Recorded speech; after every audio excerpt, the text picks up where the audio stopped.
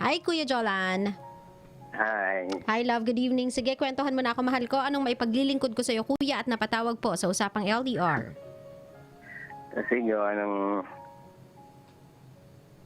problema ko sa pamilya ko. Okay, love.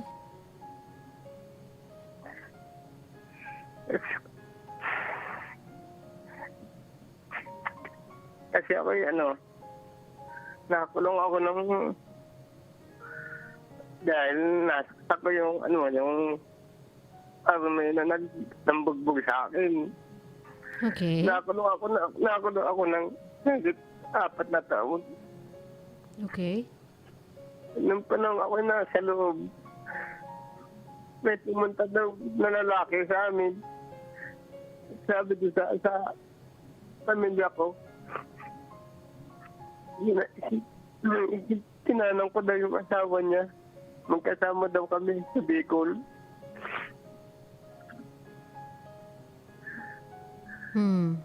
Ay, naniwala naman yung asawa ko.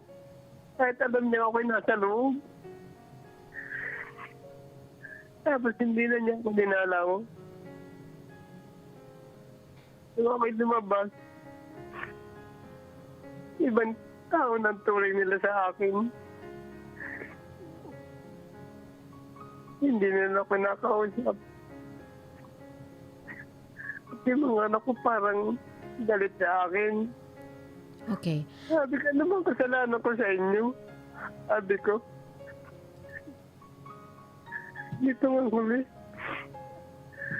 Parang ayaw na nila akong paggamitin ng mga gamit namin. Parang ayaw na nila akong patigahin sa amin.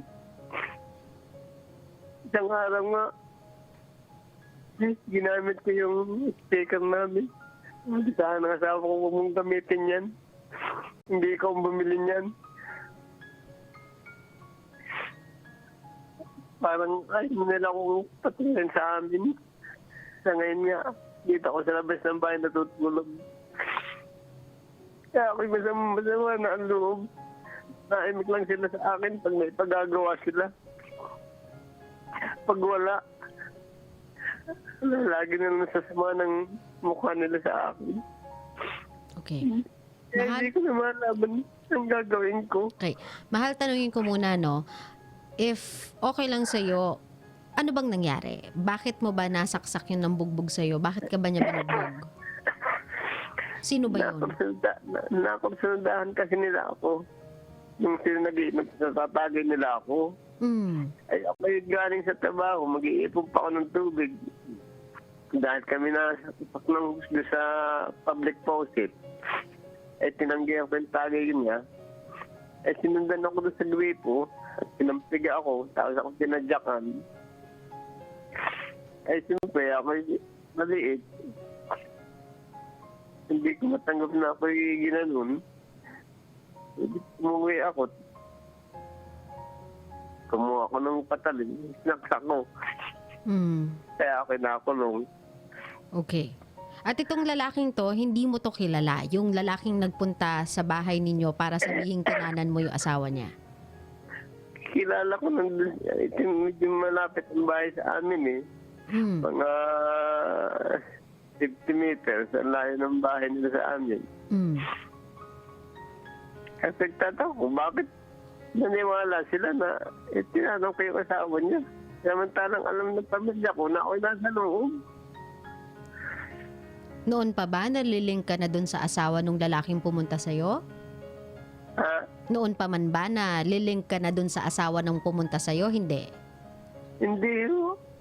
So wala Sabi talaga? Ko, bakit niya ako yun? Sabi ko ba, ano mo yun? Pumunta doon sa amin, may dalang gulok. Sabi doon sa anak ko yung tatay mo. Tinanan yung asawa ko. Ngayon, kasama sila ngayon sa Bicol. Sabi ko, naniwala kayo. Alam niyo ako nasa loob.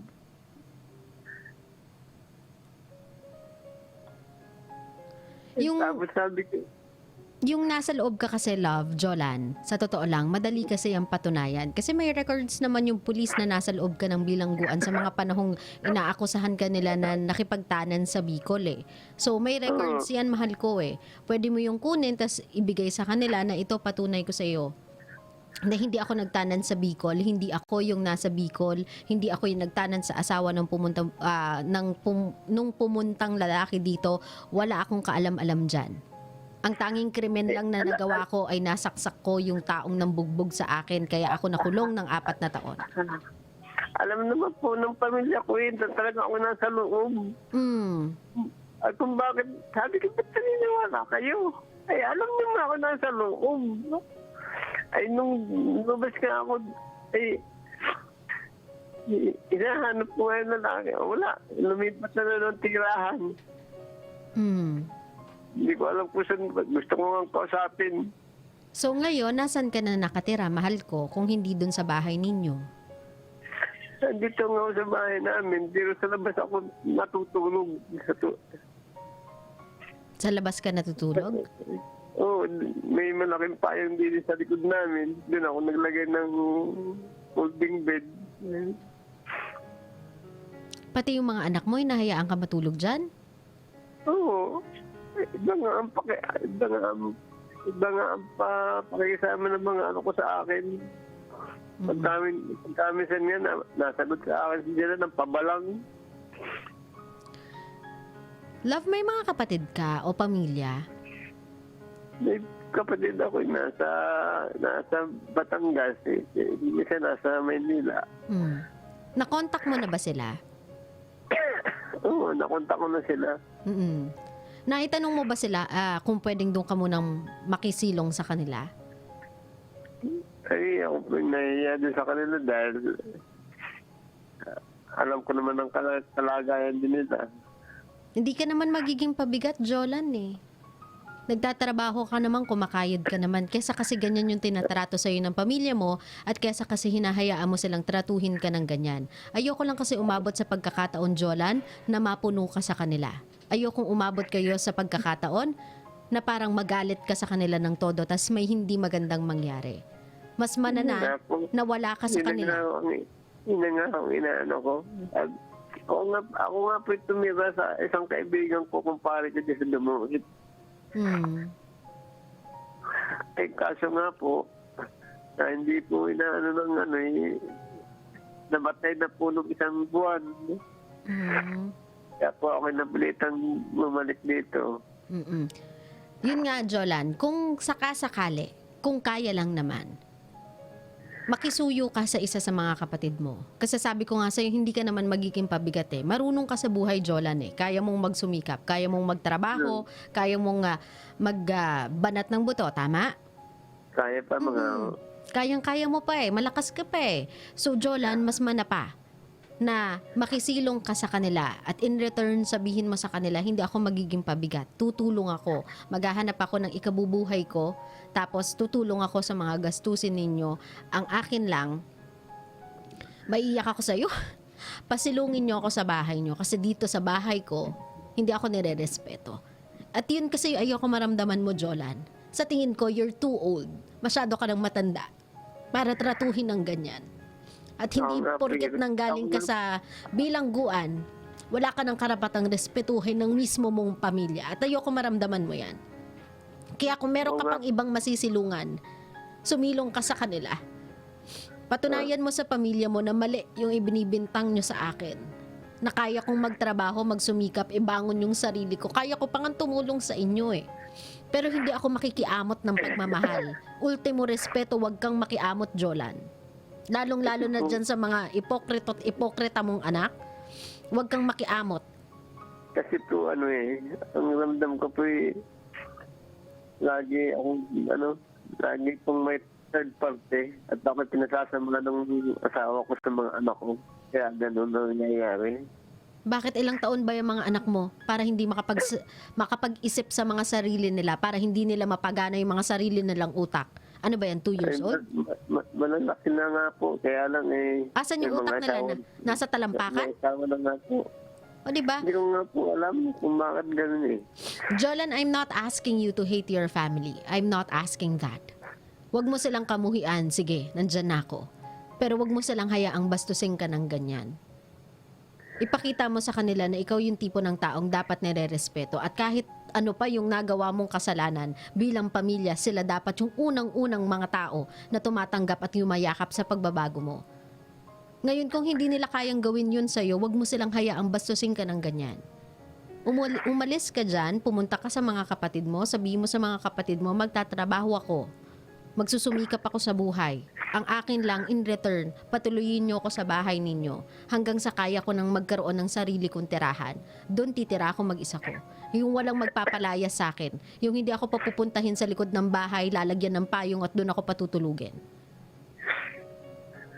Naintindihan mo ako, mahal ko? Babangon ka. Huwag mong hinahayaang ginaganyan ka ng mga tao. Hindi yan tama. Kabastusan yan. Even for you, kabastusan yan, Jolan. Kahit ano pang nagawa mong kasalanan, hindi ka dapat ginaganyan.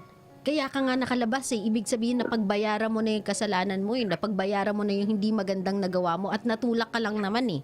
Para gawin yung masama na yun kasi nauna sila. Kumbaga sabihin na natin, demonyo yung alak for doing that. Pero pinagbayaran mo na yun, mahal ko eh. Hindi mo yan kailangan pagbayaran habang buhay. At lalong-lalo na hindi mo kailangan pagbayaran ng isang kasalanang hindi mo ginawa. Naintindihan mo ko, mahal? Oo, the more kang nagsistay dyan sa likod ng bahay ninyo, na para kang, ewan ko, mas masahol pa yata sa aso yan, yung ganyang klaseng posisyon. Kesa tinitiis mo yan, umuwi ka muna sa mga kapatid mo, doon ka muna makituloy sa kanila, magtrabaho ka hanggang magkaroon ka ng sarili mong bahay, kahit upahan, kahit maliit, kahit kwarto lang, basta sarili mo.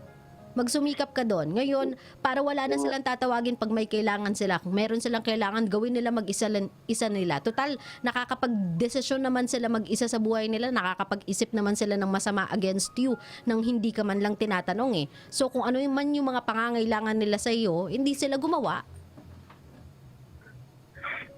Naintindihan mo ko, love? Even if matanda ka na, kailangan mo silang turuan ng tamang leksyon, mahal ko. At ayoko talagang umabot yung pagkakataong mapuno ka, Jolan. Kaya kung sakasakali, umalis ka na lang dyan. Hinahanap ko nga kasi hindi pa ako naalis. Ramdam ko talaga may third party, asawa ko. Hayaan mo na yun, mahal ko. Jolan, sabihin na natin may third party yung asawa mo. Ano gagawin mo? Ano gagawin mo dun sa third party ng asawa mo? Baka mauwi pa to sa hindi maganda eh. Total hindi ka na rin naman tinatarato ng maayos even ng mga anak mo. Jolan, kumbaga wala kang kakampi dyan. Ano man ang mangyari, ikaw lang yung dehado dyan. So wag mo nang ilagay yung buhay mo sa isang landas na alam mong itatapon mo lang yan. Meron ka pang pag-asa to be great eh. May pag-asa ka pa para makabangon, may pag-asa ka pa para makabawi. May pag-asa ka pa para maisaayos yung buhay mo eh. Huwag kang maghintay ng disgrasya dyan. Umalis ka na dyan. Naiintindihan mo ko, mahal? Kasi wala ka namang magagawa kung may third party ang asawa mo. Obviously, hindi ka na rin naman niya nire-respeto. Hindi ka na rin naman niya tinitignan bilang isang asawa. Ano pang gagawin mo dyan? Anong gagawin mo sa third party ng asawa? Bubugbugin mo din. Huwag na. Tatapon mo lang yung buhay mo para saan? Mababawi mo ba sila pag nagawa mo yun? Hindi mo yun mababawi. Lalo lang sila lalayo. So wag na, mahal ko.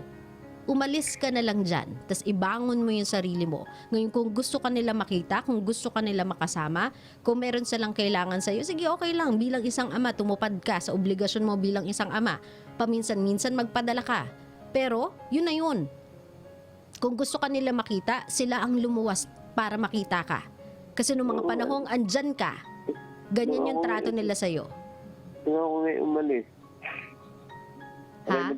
may trabaho. Pinadala ko yung mga anak ko. Ayos naman. Isa sa akin.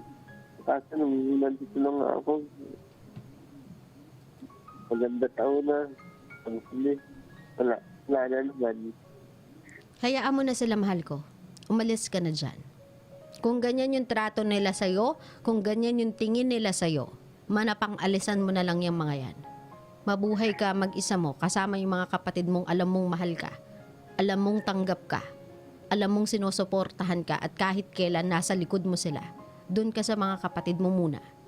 Hanggang maibangon mo lang yung sarili mo. Naiintindihan ko masakit tong gagawin mo kasi iwan mo yung pamilya mo, kitang-kita ko kung gaano mo sila kamahal eh. Pero lumalaki sila lalo ng bastos. Mga walang utang na loob. Kaya wag mo nang konsentihin yung ugaling ganyan, alisan mo na muna. Magpalamig kayo pare-pareho. Naiintindihan mo ako, mahal ko?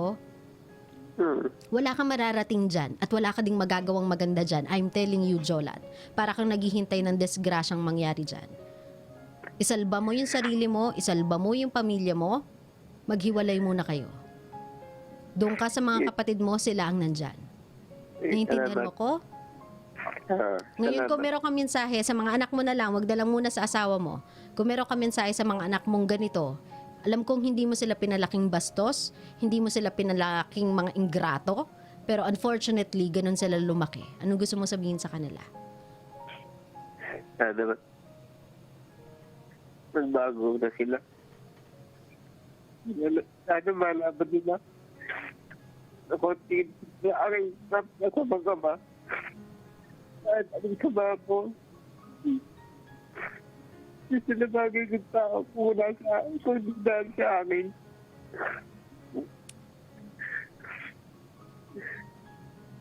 Sabi na isip nila yun. Kung ano mo na sabihin, hindi mo sa kanila. Kasama ang ginagawa ko. Ano yung pinapaniwalaan.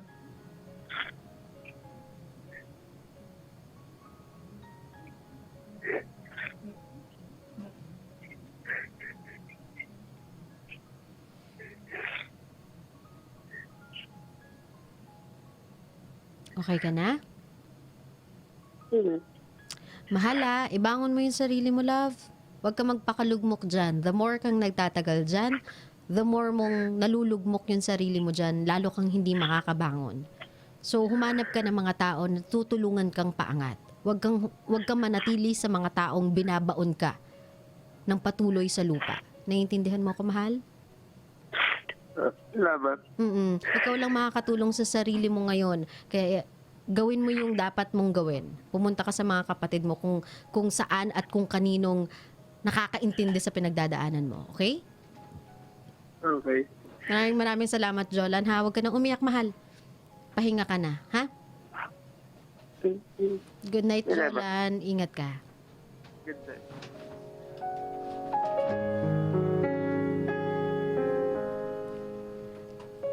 Ang sakit naman nun.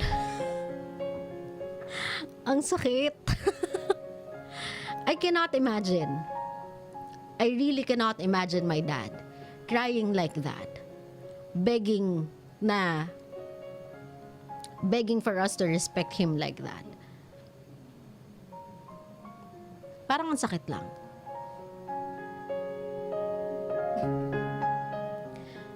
Kabisyo, I know you may have your reasons as to why ganun yung ginawa nyo or ganyan yung ginagawa nyo sa tatay nyo. But then again, tatay nyo yan.